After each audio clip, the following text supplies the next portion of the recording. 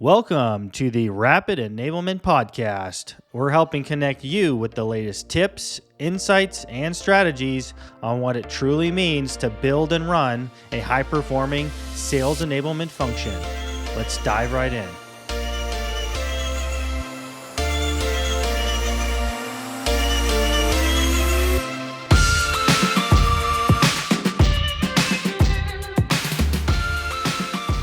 Hey, Christian, welcome to the podcast. Hello. Thanks for having me. Excited. And to give everyone a brief introduction for Christian Arrigo, the Director of Sales Enablement at Salt Security. What's really exciting about his background, he's had an incredible run at Cisco for 14 and a half years, starting off as a systems engineer, and he rose to the ranks of leadership in enablement there as a TPM and eventually team lead, helping scale their global system engineer teams. From there, he's led at amazing, innovative companies like Adobe. And then for the past 5 years, he's been an incredible leader in the startup pre-IPO space for companies like Cloudinary, Comet, and now where he is today, Salt API Security. So, Christian, I know we were talking before pushing the record button, but would love to hear maybe from your end a little bit more about your story, how you got into enablement, and where you are today. I've heard this said before on other podcasts, but when I was started enablement, there was no enablement. It wasn't called that. It was we called it field support or field training. There was a lot of different names, and I started technical enablement. But my road to enablement was very odd. I went to college I thought I was going to be in marketing, and somehow I got into Cisco and, this networking thing looks cool. I'm going to go learn that. Then I was suddenly a network engineer, and I was put into this lab where we did proof of concept, and it was way over my head. Like, I really struggled. It took me a while to gain any traction in there. And I spent 4 years there. And by the time I left, I was like, I'm comfortable, but I wasn't happy. And so I got into training right after that. And I have this martial arts background, and I taught martial arts. I think that it felt natural to go into that training. I wasn't training, but I was around training, and I was around like facilitating training and around we created actual labs. So I was still an engineer, was building these labs, but it was engineer light, let's call it. And then it started to be around more big events where we started to train these live trainings with hundreds of people at Cisco. And they were like big productions with camera crews. And it was really cool that's the lead. Like, I was leading an area you were attached to a business unit because we were so big, and you're bringing everyone in for training and then organize the whole thing. And that was really I think that background in teaching and really led me into that, what was more training side, which ultimately became enablement. But I was on the technical side. I had to push myself into the sales side. It was more interesting to me because of my background in college, and I always thought I was being marketing, but even sales. And so it was a natural progression. I felt a round peg in a square hole when I was on the engineering side and the technical side. And as I moved, I got the chance as I went to Adobe to move into more of the sales side. Someone took a chance on me. Thank you. And it all clicked and made a lot more sense in that world. That's awesome. It sounds getting that chance really helped bridge the gap into sales enablement. Yeah. Yeah, it's you have to learn how to sell yourself, and like, why can you do this? So I had a lot of that. It's like, you're coming from the technical world. How are you going to do it on the sales side? You're coming from a technical company. You're going to Adobe. It's a more creative company.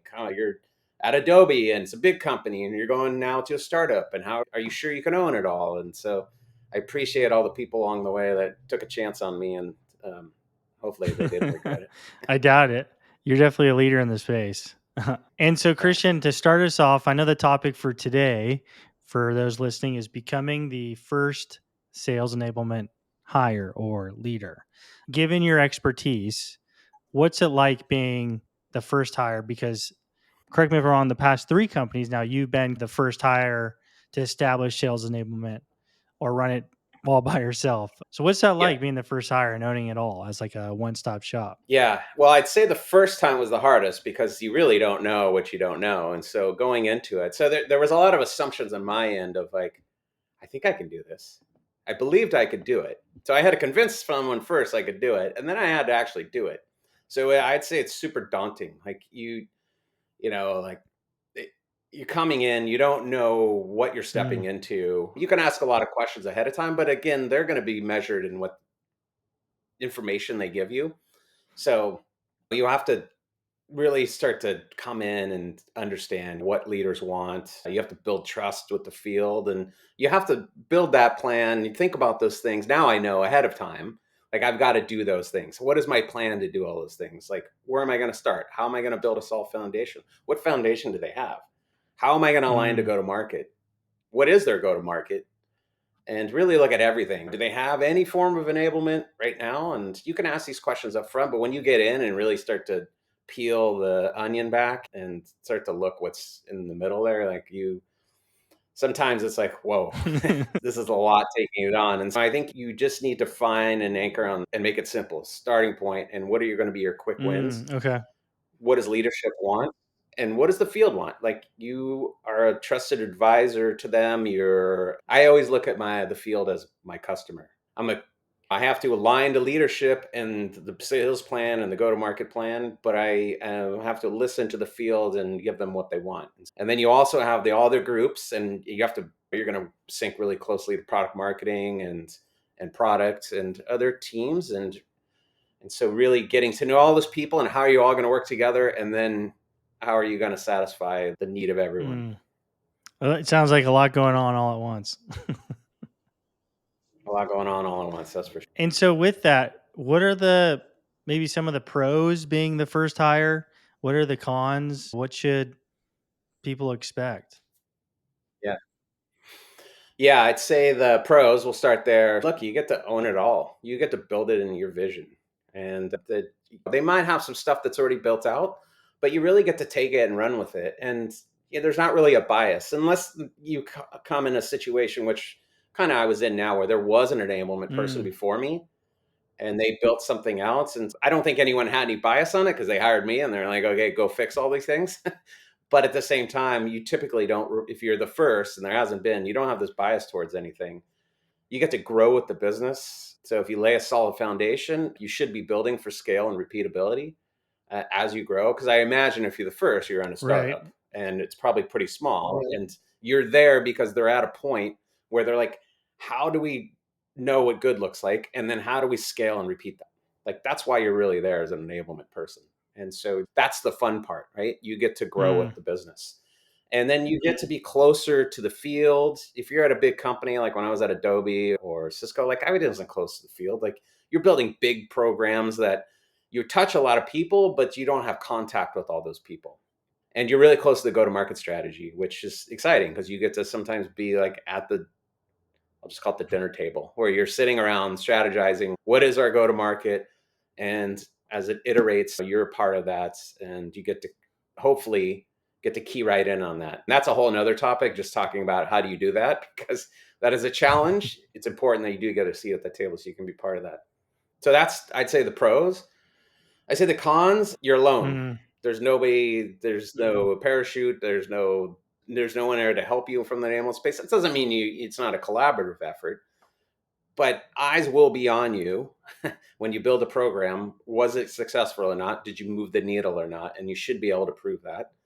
And if you can't, then the light shines even brighter. I'd say one of the things I brought up is the pros are you get to be close to the go-to-market strategy, but it's really tough to get there. So aligning to that is harder than you think, and getting buy-in is harder than you think. So it can be a con sometimes. So I look at that as well. And you mentioned expectations. It ties into both of those, the pros and cons. Like, expect to be lonely sometimes, but you got to hang in there. Like, stick with your plan and see it through, and just get buy-in, get feedback from the field to make sure you're on the right track. And if you do that and collaborate with the right people, like product marketing, you should be fine because they'll tell you ahead of time if it's not right. mm, Um, and take ownership and take initiative. Don't wait for someone to you got to expect that people are looking to you to do that. So you just got to take it and run. So I'm always just, because a lot of times when you step into these small companies, they're like, oh, we need to do this, we need to do that. And then it's just a discussion. And it's okay, you want that field? I'm going to go make this happen for you. And so that's how you build trust. You do these little things. Like, you need a one pager on something. Like, I'm going to go do that for you. If Just make sure it aligns back to the plan, the go-to-market strategy. It's not just some random one-off, but like that way you will build trust. Oh, they actually did something for me. So that's I say one of the things, expect to, if you want to get these things, expect to have to like really take ownership and run with Mm. it. And then expect change management to be really hard. People want enablement, but they don't want to do the things enablement wants them to do. So just know that. It doesn't mean they don't, this isn't always, this is like a blanket statement. I understand, but most people have a hard time with change. And so you need to, first you build the trust, then you know how the personalities are, and then you know how to work with them in order to handle that change management and work through it with them. They'll usually come around, they'll be fine. You just have to, as long as you have that Mm. trust. And then expect to be able to measure all this stuff, because someone at some point is going to come back to you and be like, how do you know it's working? So it sounds like, yeah, you're getting to build it all yourself. So you've got a lot of authority, but also sway to do what you like. And then some of the cons might be it is also just you. So just expecting Yeah, going into that, knowing that can really help someone who's deciding should they be the first or come in and be just yeah, that one person. right. So speaking of that, what type of questions should someone be asking to know if it's a good environment to be that first enablement hire, if the company is ready for, true enablement or what type of enablement they might be expecting?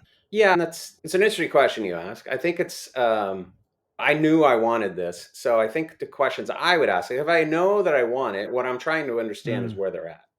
Like, why do they need enablement? So for me specifically, what I'm looking for is, do they really know what enablement is? Do they really need enablement? And do they really want enablement? And it's hard. You're not going to get the right answers, but what you can start to ask is, you know, what does good luck like now? And when you think about scaling this and repeating it when we grow, what does that look like? What methodologies do they have in place? And how are they adhering to those methodologies now? So I want to know how serious they are about these things. So if they tell me, like, we have no methodologies, they're all doing their own thing, like, it still doesn't scare me, but I need to know that because I need to know what I'm Mm. stepping into. What tech stack do they have? Have they invested no money in it? Do they not have Gong? And they'll probably have Salesforce, but maybe they have no other tech stack. So how are BDRs, SDRs, reps, like prospecting? How am I be able to listen to recordings to know that things are sticking and being adhered to? And then do they know what good looks like? Is there like a baseline where we start and that we can grow? And do they have the awareness around that, what that looks like? Then I would probably get into metrics too. And I'd be like, okay, what percentage of your reps are Mm. hitting quota? Let's get down to what's going on there. And like, just tell me an average of your sales cycle. How long is it taking and why? Now, they might not give you like great detail into that. And especially around like ASP and understanding like what is your sales price? What is the average? Are you guys happy with that? Which no one's probably happy with it. They always want more. But really understanding like those deeper metrics, I think it's important to know before you're going in. It might not make sway your decision either way. Like usually I'm not scared off by this stuff unless I start to hear that people aren't serious about change. And if I ask these questions, it might come out while we're having this Mm. discussion. So really making sure what's the environment, really asking thoughtful and questions to outline where they're at. Sounds like it's pretty Yeah, I important. think it's really just digging into their business. And like I said, are they serious about all this? Like, why are they bringing enablement now? Like, like you hit a point and you know that you suddenly were like, I need this now. Now, Mm. why? And then I do a point here, Christian, on the notes here. Is your CRO or sales leader bought into enablement? I think that's pretty important. Yeah. Can you share more Yeah. about that? And that is a super important point. So if you have the opportunity, which I don't, it depends who you're reporting to. Hopefully you get an opportunity to talk to the sales leader. It just might not be the CRO. It might be like someone under that, but you need to understand what they think about enablement and why they think enablement's important. Because when you roll something out, if the CRO or sales leaders are not bought in, a lot of times it falls back on you. You rolled this out. Why isn't Mm. this successful? Now, a lot of times things aren't successful because there isn't adoption.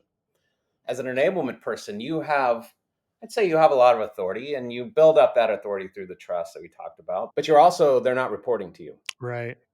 And you usually touch a lot of roles like sales ops or revenue ops and sales enablement, revenue enablement are one of the only groups that touch multiple roles in a sales organization, a revenue organization, except for sales leadership, especially the CRO. So it's just super important that they are a key stakeholder for you, and that whatever programs you're going to roll out, they're behind it, saying, guys, this, you got to take this seriously. We're all in this together. We're all going to get better. And so you really need to understand from their viewpoint how they feel about enablement and how that change management and what the future looks like, that they're ready for scaling and repeatability, and that they'll help you get that buy-in. Or sorry, they'll help you enforce it. Enforce is a strong word. I don't like it, but help with the Right. adoption piece and get people excited. Like, we're doing this for the good. We're doing this for really good reasons. So that's the buy-in I'm That's a talking great about. point.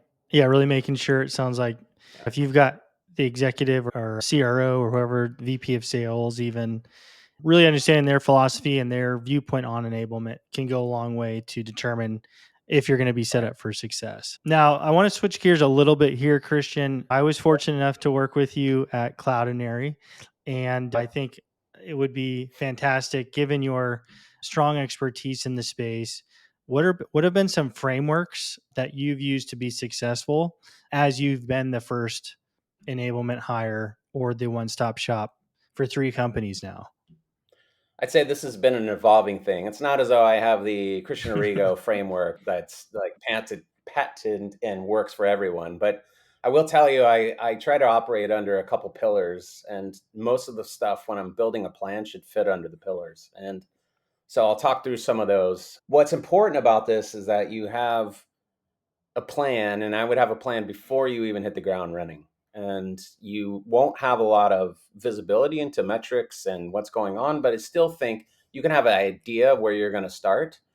And the first pillar is around alignment and foundation. Mm, So you need to align to go to market, align to the sales leadership, align to the company, align to the go to market strategy. And then you need to build a foundation around that. So do they have a methodology, and are they bought into it, or are they using it? And what are the programs, whether it be training or process, that you're going to deliver on that? Um, so that foundation, and it includes programs, big programs like onboarding, like all that stuff should be around this foundational mm, piece that you're building. So, so that's the first pillar. Like, you need to really establish what good looks like, and then what's the okay. roadmap to get there. And the foundation is really, you're laying that out first, and then you can start to measure what good looks like because you have a baseline. The next pillar is around sales velocity. Now, how do you take it? You got the foundation. Now, how are you taking it to then improve everything? And these are the training programs, the process improvements, like the relevant content that is, whether it's internal, external, that really is going to help them be better sellers and go to the next level, and improving market competence, all your competitive programs and things like that. That's really taking them to the next level. But you then are starting to measure that, right? That's the velocity, and you're starting to measure that velocity. I'm making an improvement, and now we really know what good looks like. Now we take it to the next level. The next thing I think about, and you can do these all concurrently, it doesn't have to happen separately. I'd say foundation and Mm, alignment is first, like when you first get there, and then you can build all of these other pillars. I don't know if you have time, you can do them simultaneously, but you might not have time. But the next thing would be around a center of mm, excellence. And this is like coaching culture. And so coaching culture is super important, because when you think about when you roll out a program and you train on something, you have so much influence as an enablement person. You need coaches. And typically these are frontline managers. And frontline managers, you need to buddy up to and be really close to them. And they need to influence your programs. And you need to also make sure you're in alignment with what they want, because they're going to be coaching the people on the ground. And if they have bought in, then you'll get great coaching. yeah. And you need to help them be good coaches, right? You need to use tools like Gong and help them build a good program, or help them use Gong and help them understand how to be good coaches. And so that's super important. Other things around center of excellence is like an academy. Academy can be like where your playbooks live and where your skill based training lives, and things where somebody can go to and up their game. Mm, Think about any other playbooks that are around that. So it might not fit in the academy because the academy might be more training based, but just playbooks to understand like what does good look like. So this playbook tells me what good looks like. So I know what I need to where I need to get to be really successful in selling this product or selling whatever you're selling into this persona or whatever it may be. I'm really a believer in mentorships and tribal engagement, using people that are doing things really well. They become trainers. They become the people that for you to show what good looks like, because it's hard for you to keep saying that and teaching that. Like it needs to come from other people that are already doing it. And then tech automations, like how do you get the most out of your tech stack? That would be the center of excellence. And then the last thing is you need to measure everything. Like measurement is super important, and you need to have leading and lagging indicators. So leading is you can do like stage conversion rates, coaching feedback, enablement platform tracking, onboarding certifications, CRM notes. Like I'm looking at my notes, I have all this stuff down, like that kind of thing. And then your lagging ones, which is really where you're going to speak to leadership, and that is, hey, all of these programs, and you look at those leading indicators. Those are like those little micro indicators of how you hit the lagging, and the lagging will be sales cycle. Hey, and again, you have to go to leadership and understand what do right. you want me to do. And so if you're saying it's super important we reduce the sales cycle, then you build your program around that. And then the leading indicators are like, look, we're getting there. And now you start to see that our sales cycle starting to drop, because it won't happen overnight. Or we want our ASP to go up, or we want ramp time to go down, or whatever that larger lagging indicator. Of course, revenue going up is the sweet spot, but it's harder to tie enablement to revenue. I think it's more important that you go after something that's more tangible, like reducing sales cycle, increasing ASP or something like that, even though that's still hard to show the correlation between your programs you're driving at. So that's why those leading indicators are super important, because that'll help you draw the path to how you got to the lagging indicators. Got it. So it sounds like really making sure, can we map out, A, what are those even? So maybe even part of the plan is helping the business or pushing the business to find those numbers and then using those as Yep. benchmarks to plan your Yeah, program around. 100%. Typically, an enablement person coming in that's the lone wolf is going to report to either a CRO, sometimes marketing would advise. That's one where you should look into why they're reporting into marketing, by the way, because that's one. It's not that I wouldn't stay away from it, but that one I always have a little bit of question mark. I'm always a believer you should be Mm, somewhere in sales. But so typically you're reporting to a sales leader or an ops leader. And so either way, you have to become best friends with the ops leader, because you guys are working hand in right. these programs and really trying to understand. I will build the programs to help move the needle, and you help me show how I'm moving the needle, and where are we now, and how do I know I'm getting there? Unless you're already an ops person and an expert in all of those things, but I'm not. So I rely heavily on my ops person. Oh, me too. I think it's the case for most people, but you never know. So making biz ops your best friend. That's the ticket. 100%. Any last thoughts or tips you might have for someone thinking they want to be the first or sign up to be a one man shop? Yeah, if you really want it, if you really feel like you can own it and drive it, like I'd say go for it. I'd also say reach out to somebody like me, and I'm always happy to talk through some stuff if there's any questions around it. So find somebody that's established in the enablement world and ask them questions about it before maybe you dive into it, just to see if it's really a fit. But I'd say that's the advice I have. Well, Christian, thank you so much. Yeah. And I know we'll chat soon, Great. but yeah, have a great rest of your day and we'll chat. All right, you too. Thanks for having Thanks, me. Christian. Appreciate it. Thank you for listening to this episode of the Rapid Enablement Podcast. If you've enjoyed the podcast or want to support us, please like and subscribe to the podcast on Spotify, YouTube, and of course, LinkedIn. Make sure to hit the notification button as well to stay up to date on the latest episodes. Also, this podcast is designed to serve you, the sales enablement professional. Is there a topic you are curious to hear more about? Let us know. Drop us a line on LinkedIn or check us out on our website, therapidenablementpodcast.com. Thank you so much, and we'll see you next time.